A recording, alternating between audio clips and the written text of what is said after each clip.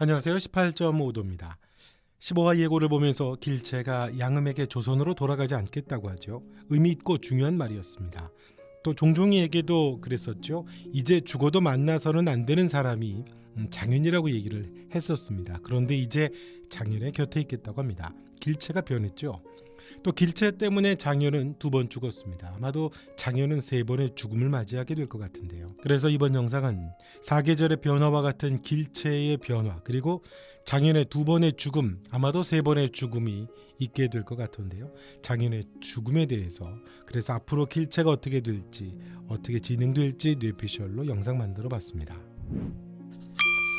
길체는 사계절이죠. 봄철입니다. 꽃이 만발하고 능군리에 소문난 미녀였습니다.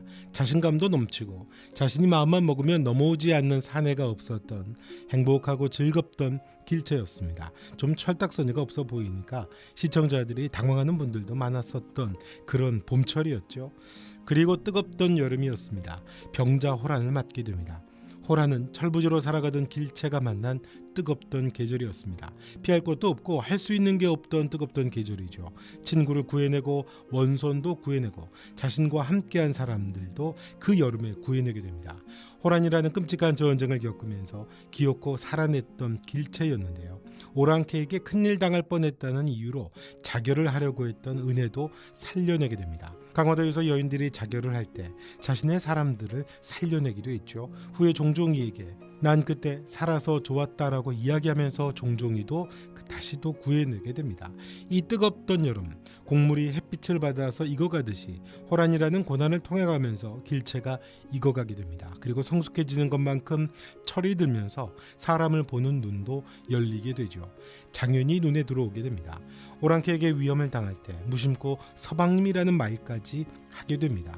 그렇게 길체가 익어가고 성숙해가는 계절이었습니다. 장윤을 드디어 볼 줄 알게 되는 거였죠. 그리고 가을로 오게 됩니다. 장윤이 죽고 구원무와 결혼을 하게 됩니다. 열매가 다 익어 곡식을 거두고 과일을 따듯이 장윤의 죽음이라는 돌이킬 수 없는 열매를 따게 됩니다.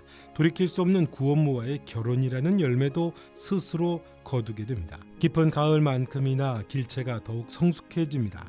진짜 자신의 사랑이 누구인지도 알게 되고요. 그에 따른 후회로 눈물을 흘립니다. 하지만 열매를 맺는 계절은 돌이킬 수가 없죠.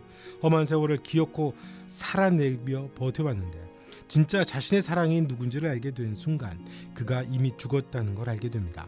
그래도 가족을 기꺼이 거두어 생활을 하며 식솔들을 살려내죠.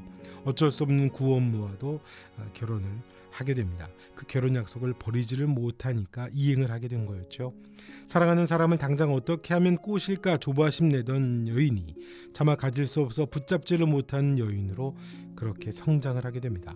깊은 가을만큼 길체는 깊은 사람이 되어버렸죠. 드디어 해진 옷에 헝클어진 머리 길체의 겨울 포로가 됐습니다.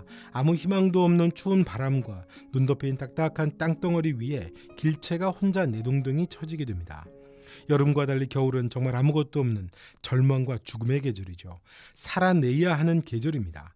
길체는 뜨겁던 여름, 종종이를 살려냈던 것처럼 버려진 여인으로 그리고 포로로 살아내야 하는 계절을 지나가게 됩니다. 사계절의 길체를 보면 중요한 키워드가 하나 있습니다. 살아낸다는 겁니다.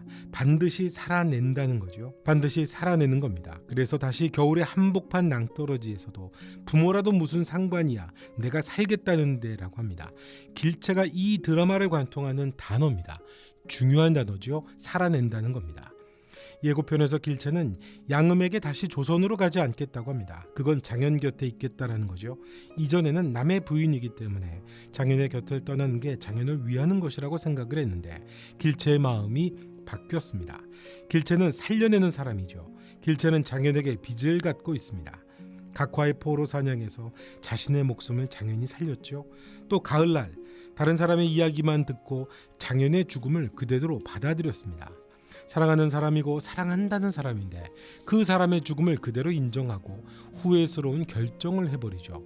그러니까 사실 장현은 길체의 마음속에 죽었던 겁니다.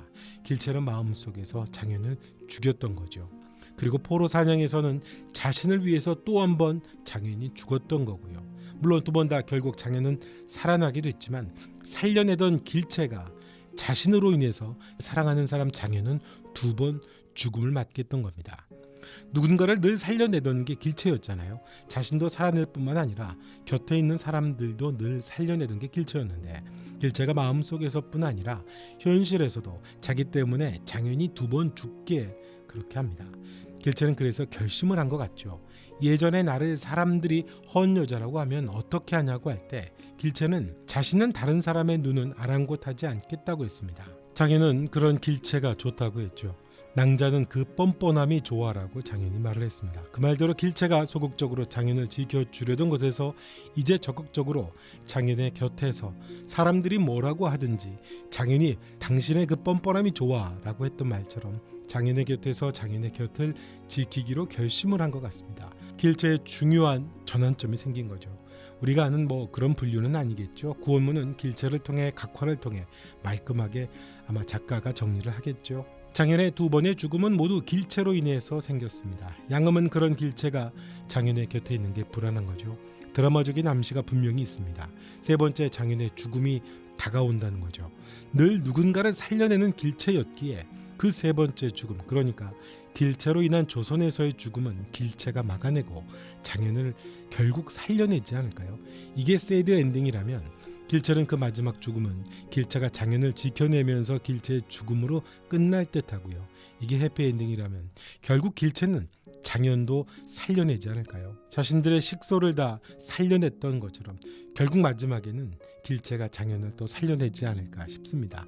장현은 어릴 적부터 아픔과 상처로 울고 있었던 사람이었고 지금까지도 조금씩 회복되던 사람이었는데, 결국엔 길채가 그 울고 있는 어린 장현을, 또 성장해서도 여전히 마음속에 괴로움과 트라우마를 갖고 있는 장현의 손을 잡아내면서 결국은 살려내는 것으로 해피엔딩이 될 수 있겠죠. 우리 모두는 해피엔딩을 원하니까요. 자, 오늘 영상은 여기까지 하겠습니다. 좋아요, 구독 부탁드리겠고요. 또 여러분의 생각도 댓글로 남겨주시면 고맙겠습니다. 지금까지 18.5도였습니다. 또 뵙겠습니다.